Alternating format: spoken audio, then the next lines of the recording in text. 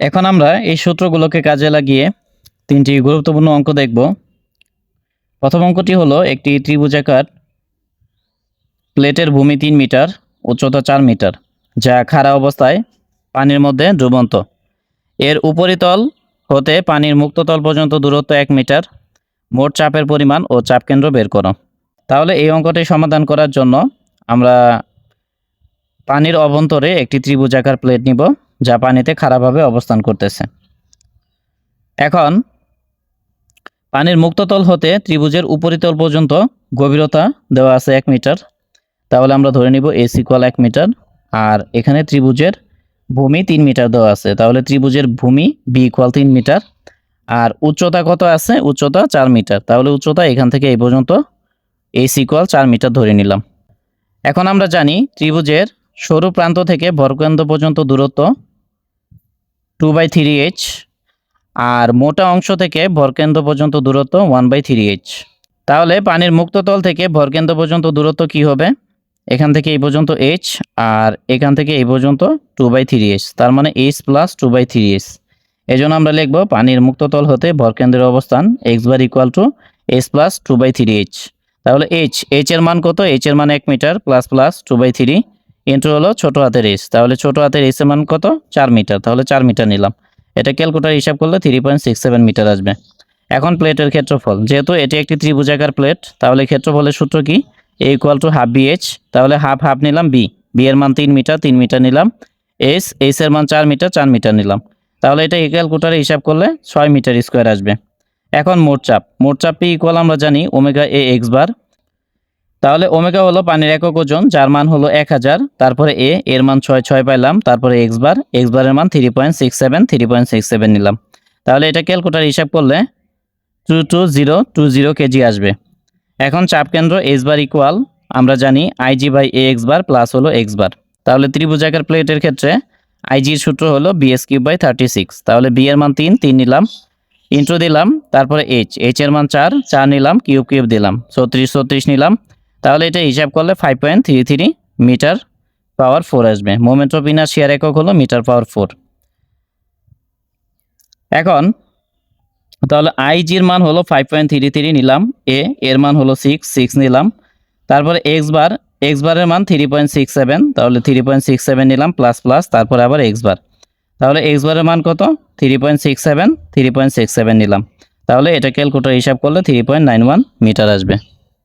এখন আমরা দ্বিতীয় গুরুত্বপূর্ণ অঙ্কটি দেখি। দ্বিতীয় গুরুত্বপূর্ণ অঙ্কটি হলো একটি ত্রিভুজাকার প্লেটের ভূমি 3 মিটার, যা পানির সমান্তরালে আছে। উচ্চতা 4 মিটার, যা উল্টো অবস্থায় পানির মধ্যে ডুবন্ত। এর উপরিতল হতে মুক্ততল পর্যন্ত দূরত্ব 1 মিটার হলে চাপ কেন্দ্র নির্ণয় করো ও মোট চাপ কত। তাহলে এই অঙ্কটি করার জন্য প্রথমত আমরা একটা ত্রিভুজ নিব। এখানে ত্রিভুজের ভূমি পানির মুক্ততলের সাথে সমান্তরালে আছে, তাহলে আমরা সমান্তরালে নিব। আর এখানে বলা হয়েছে যে ত্রিভুজটি উল্টোভাবে আছে বা উল্টো অবস্থায় পানির মধ্যে ডুবন্ত।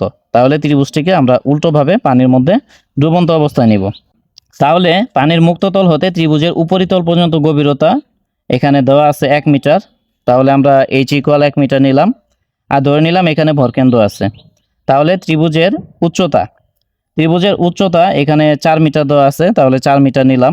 আর ভূমির মান দেওয়া আছে 3 মিটার, তাহলে ভূমি এখান থেকে এই পর্যন্ত বি ইকুয়াল 3 মিটার নিলাম। এখন আমরা জানি যে ত্রিভুজের মোটা অংশ থেকে ভরকেন্দ্র পর্যন্ত দূরত্ব 1/3h, আর সরু বা চিকন অংশ থেকে ভরকেন্দ্রের দূরত্ব হলো 2/3h। তাহলে পানির মুক্ততল থেকে ত্রিভুজের ভরকেন্দ্র পর্যন্ত দূরত্ব কত হবে? এখান থেকে এই পর্যন্ত s, আর এখান থেকে এই পর্যন্ত 1/3h। তার মানে ভরকেন্দ্রের অবস্থান x বার ইকুয়াল হবে s প্লাস 1/3h। তাহলে h এর মানে 1 মিটার নিলাম, প্লাস প্লাস নিলাম, 1/3 নিলাম। তারপরে h এর মান 4 মিটার নিলাম। তাহলে এটা ক্যালকুলেটর হিসাব করলে 2.33 মিটার আসবে।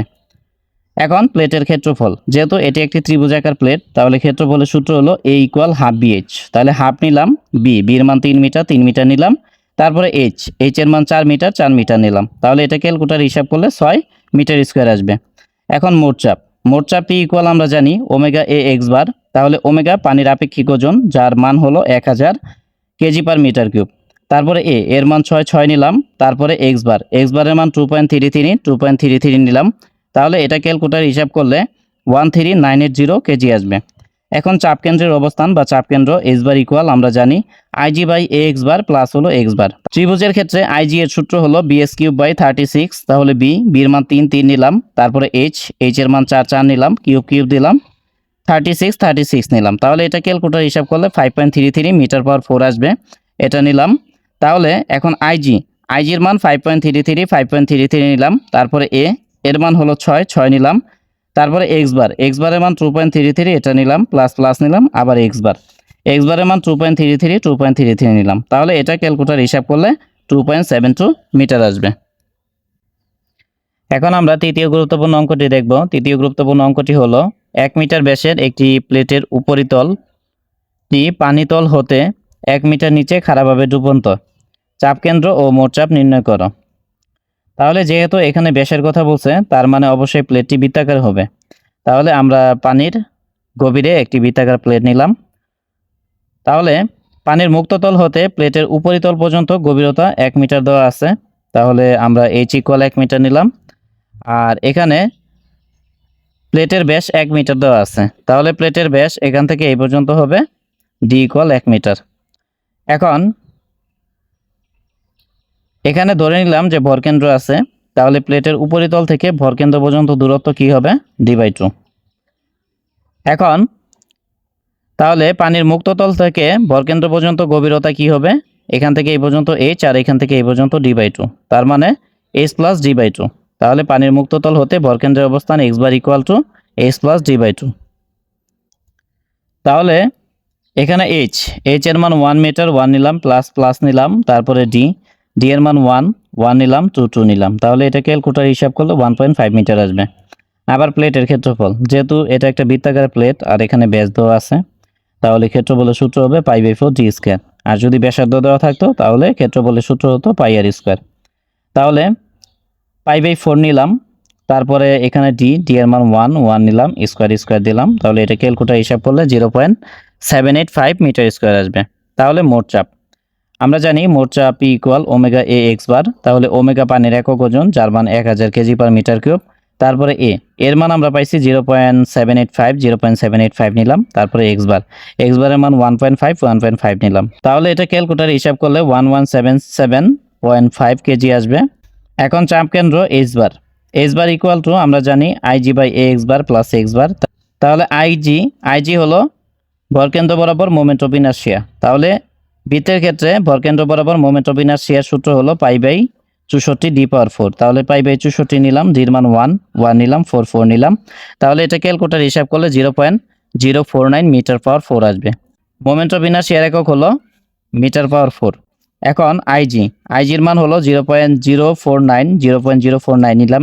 এখন এখানে এর মান আমরা পাইছি 0.785 নিলাম, তারপরে এক্স বারের মান পাইছি 1.5 নিলাম, প্লাস দিলাম, তারপরে এক্স বারের মান আমরা পাইছি 1.5, তাইলে 1.5 নিলাম। এটা ক্যালকুলেটর হিসাব করলে 1.54 মিটার আসবে।